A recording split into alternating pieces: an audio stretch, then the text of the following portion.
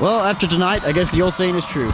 Defense wins championships. When you force 3 turnovers, you're going to win games. Ooltewah big tonight over Cleveland, 30-14, and Ooltewah improves to 9-0 on the season.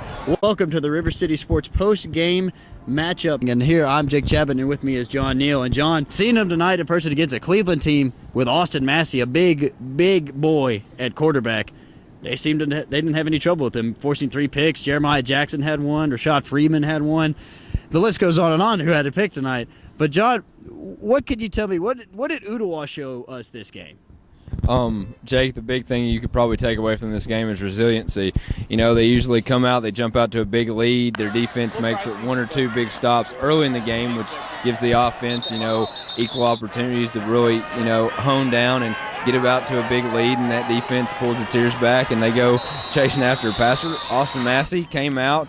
He threw both of his picks, the big picks in the second quarter. First quarter, it looked like Cleveland was going to hang all 4 quarters. Austin Massey, again, he came out, he played well, and defense away from Ooltewah, just able to contain themselves, get under control, make some turnovers when needed, and they were able to give Kelvin Leon the ball back. When they did that, Kelvin Leon took advantage of that and scored on multiple accounts. And Kevin Leon, someone we know, I personally don't talk about him as much as other insiders do at River City Sports, but he stood out to me tonight. There's a reason why he's got the best stats in the area.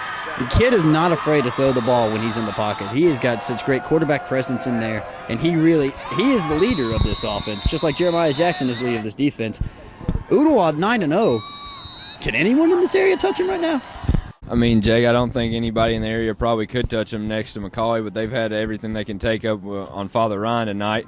But they do it with preparation early in the week. Coach Atkins said earlier on Tuesday when we stopped by that they had a completely different feel this whole time here during the bye week. They came in, they were prepared, they schemed well, and when you scheme well and you execute well, you're going to win ball games, and they've won 9 of them. They have McMinn County next Thursday, and I expect them to go and play the Cherokees very tight and prepare well for them. You ask Coach Bryan, I've never heard the man say more than we're going to prepare for the next game, and that's just his MO. And if they keep that mentality for the next 6 games, because you got 5 in playoffs, probably be crowned up at Tennessee Tech in a couple of weeks as state champions at 5A. Now let's go to the other team, Cleveland. Cleveland, they're finishing off the season at 5-5, and a team that's been injury plagued. Austin Massey went down toward the end of the game with a shoulder injury, and Jake Gibson came in and he played. And he played surprisingly well for Cleveland. And I talked to Coach Crawford after the game. For as many snaps as he took on the sideline and went in and executed some of the plays he did pretty well. And they seem to be they're going to prepare with him for the playoffs, because Cy Daisy was trailing when we last checked. But Cleveland 5-5, do you think it was just too high of expectations for him, or was it really the injury bug that got him this year? Well, Jake, I think the one thing, or the major thing to take away from this Cleveland football team is that they have been injury prone. When you haven't had anybody start more than 4 games besides their middle linebacker on that defense, it's hard to find chemistry among players. And also, I think another big thing to take away was Massey getting a shoulder injury earlier, but they couldn't find consistent play at quarterback.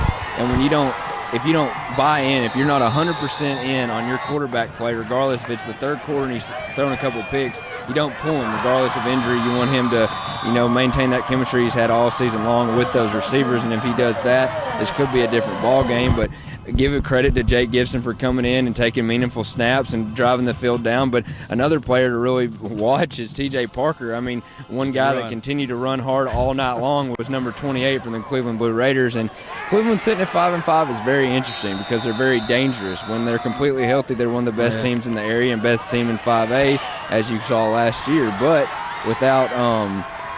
without them being injury plugged, you have Austin Massey went down, and you had Raekwon Bunyan went down, and this might be a one-and-done team in the playoffs, and that's bad to say on such a talented football team that had such high expectations coming in. But I think another week to rest up. Their bye week comes next week when most teams are still playing, and then they get that first round of the playoffs. I think Cleveland will be okay, and they might surprise 1 or 2 teams in the playoffs. I think they are the best 5-5 team in the area. I mean, they've got the athletes. And honestly, the coaching. Coach Crawford is a great coach. He made everyone makes mistakes and everything like that. And, when they put in Gibson at the beginning of the second half and they set Massey out after, honestly, Cleveland's just 2 plays away, and this is a entirely different ball game. I mean, they were driving down the field. They had 3 turnovers in the red zone, 3 of them. And that just shows that Cleveland's front line and their running game, and they have some good passing game as well. They can move the ball on anybody. If they were able to move the ball on this Ooltewah defense, who hasn't given up more than 7 points a game to a district opponent, then in my opinion, that's a moral victory. But right now, with the injury plague and everything, moral victories aren't something you really want right now.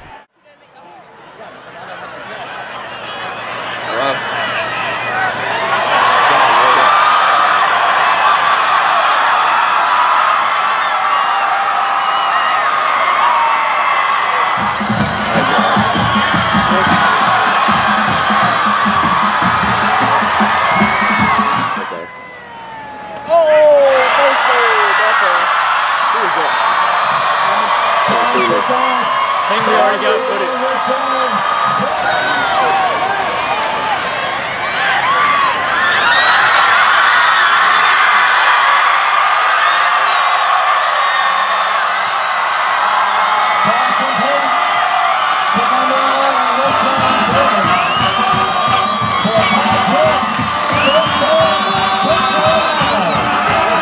But going now to one of our last week of our game of the week, John, what are you looking forward to that? What do you think are some keys for this matchup?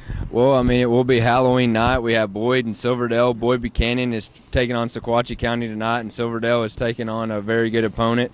But when you really key about it, can Boyd Buchanan continue their win streak? They've got 17 straight right now in that division in 5A. They were able to knock off Copper Basin last week and Grace Academy earlier in the year, and some expected Silverdale to pick up where they left off, kind of like this Cleveland team. And then Boyd Buchanan started slow, 0-5, and now they've won 3 straight. If they're 4 straight, if they're able to knock off Sequatchie County. And you got to really key on Cooper Hodges' play for Boyd Buchanan and what he's been able to do. But the real big key thing to watch in that game will be if Boyd Buchanan can establish the run early with Austin Jackson. If they can, that opens up Demarius Macon on the outside, and when they open it up, Cooper Hodge has a pretty good night. So I think it's going to be a very explosive and entertaining game on both sides of the ball next week at Silverdale. And both these teams have had a tough schedule and a tough road, and now they're getting, Boyd winning 3 or 4 in a row, Silverdale finally finding their edge and everything. So this is going to be one of the bigger ones, because this is for their district too. So this is going to be a really big one.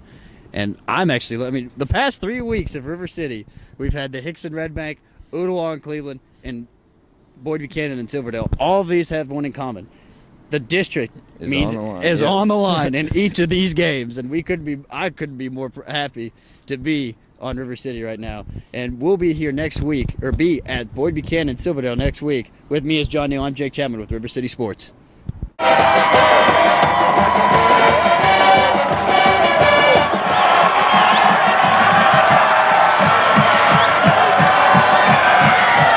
Assisted in these memorable events.